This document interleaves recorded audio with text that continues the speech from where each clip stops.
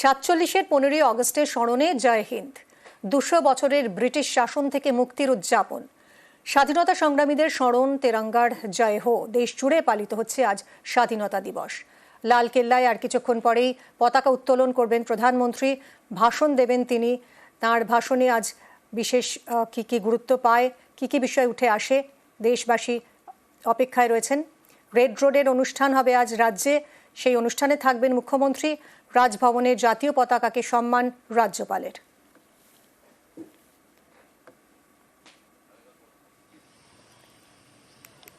ঊনআশিতম স্বাধীনতা দিবস আজ। 47-এর 15ই অগস্টের স্মরণে জয় হিন্দ।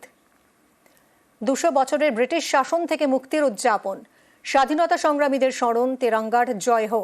লালকেল্লায় পতাকা উত্তোলন করবেন প্রধানমন্ত্রী, ভাষণ দেবেন। অন্যদিকে রাজ্যেও রেড রোডের অনুষ্ঠানে থাকবেন মুখ্যমন্ত্রী। রাজভবনে জাতীয় পতাকাকে সম্মান রাজ্যপালের।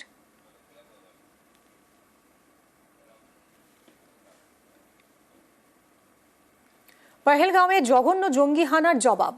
79তম স্বাধীনতা দিবসে অপারেশন সিঁদুরের সাফল্যে শান। অপারেশন সিঁদুরের বীর জওয়ানদের সম্মান। স্বাধীনতা দিবসে বড় ঘোষণা কেন্দ্রের। 36 জন বায়ুসেনা অফিসারকে গ্যালেন্ট্রি সম্মান। 9 বোমারু বিমান পাইলটকে বীর চক্র। পাকিস্তানে ঢুকে জঙ্গি ঘাঁটি গুঁড়িয়ে দেওয়ার সম্মান। 1 জন বোমারু বিমান পাইলটকে শৌর্য চক্র। বাকি 26 জনকে দেওয়া হবে বায়ুসেনা পদক। অপারেশন সিঁদুরে বীরত্বের পুরস্কার 16 বিএসএফ জওয়ানকেও। লালকেল্লায় প্রধানমন্ত্রীর ভাষণেও ফোকাসে অপারেশন সিঁদুর। প্রধানমন্ত্রীর সঙ্গে লালকেল্লায় ফ্লাইং অফিসার রশিকা শর্মা। দিল্লির জ্ঞানপথে অপারেশন সিঁদুরের লোগো। রাষ্ট্রপতির জাতির উদ্দেশ্যে ভাষণেও অপারেশন সিঁদুরের জয়গান।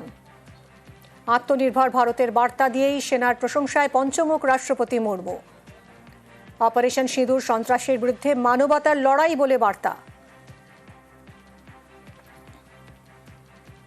कश्मीर घूमने गए निर्दोष नागरिकों की हत्या कायरतापूर्ण और नित्यांत अमानवीय थी।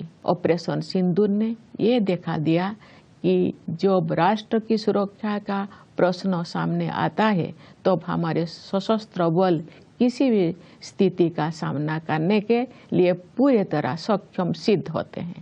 मेरा विश्वास है कि ऑपरेशन सिंदूर आतंकवाद के विरुद्ध मानवता की लड़ाई में एक मिसाल के तौर पर इतिहास में दर्ज होगा। স্বাধীনতা দিবসের বিশেষ অনুষ্ঠান আপনাদের আমরা সরাসরি দেখাবো। তার আগে নজর রাখা যাক কিছু গুরুত্বপূর্ণ খবরে। পূর্ব বর্ধমানের সরকারি স্কুল, এই স্কুল রবিবার খোলা, সোমবার বন্ধ। আর এর পিছনে রয়েছে ব্রিটিশদের বিরুদ্ধে লড়াইয়ের ইতিহাস। স্বাধীনতা সংগ্রামে যে মন্ত্র রক্ত গরম করত, সেই বন্দে মাতরমের ইতিহাসের কাহিনী লেখা লালগোলার রাজ কালীবাড়িতে।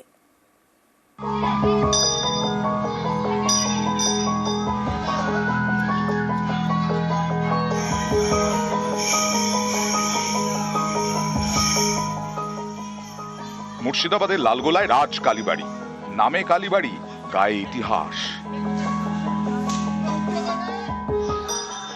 এই কালীবাড়ি চত্বরে আসা যাওয়া ছিল বঙ্কিমচন্দ্র চট্টোপাধ্যায়ের। মন্দির চত্বরের একটি ঘরে বসেই ব্রিটিশদের বিরুদ্ধে কলম ধরেছিলেন। এই দেখুন, এই সেই ঘর। এ ঘরে স্বাধীনতা সংগ্রামের ইতিহাসের কাহিনী, সাহিত্য সম্রাটের স্মৃতি। তিনি লেখালেখি করতেন, তার সমস্ত কিছু সাহিত্য কাজ করতেন, সাহিত্যকর্ম। আর সামনেই ছিল, ঠিক তার সামনেই ছিল মায়ের মূর্তি। মায়ের মূর্তিটি অদ্ভুত, শেকল দিয়ে বাঁধা, হাত দুটি এইভাবে করবদ্ধ। এই মূর্তিকে তিনি ভারত মাতা বা বঙ্গমাতার সঙ্গে তুলনা করেছিলেন এবং এখানে বসে, এখানে দাঁড়িয়ে থেকে, এই মায়ের মূর্তির পদতলে থেকে তিনি বন্দে মাতরমের প্রথম 2টো স্তবক রচনা করেছিলেন। রবিবার, সানডে মানেই হলিডে, গল্প, আড্ডা, খাওয়া দাওয়া, কলেজ ছুটি, স্কুল ছুটি। কিন্তু পূর্ব বর্ধমানের জামালপুরে অন্য ছবি। এখানকার গোপালপুর মুক্তকেশী হাই স্কুলে রবিবার স্কুল খোলা থাকে, সোমবার ছুটি।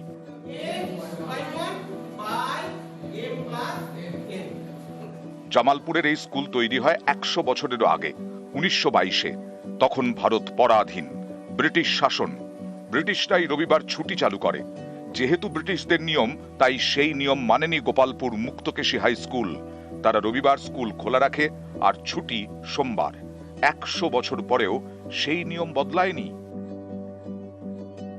ক্যামেরায় সন্দীপ পাল ও ফারহাদ হোসেনের সঙ্গে শরদিন্দু ঘোষ ও প্রণব বন্দ্যোপাধ্যায়, নিউজ 18 বাংলা।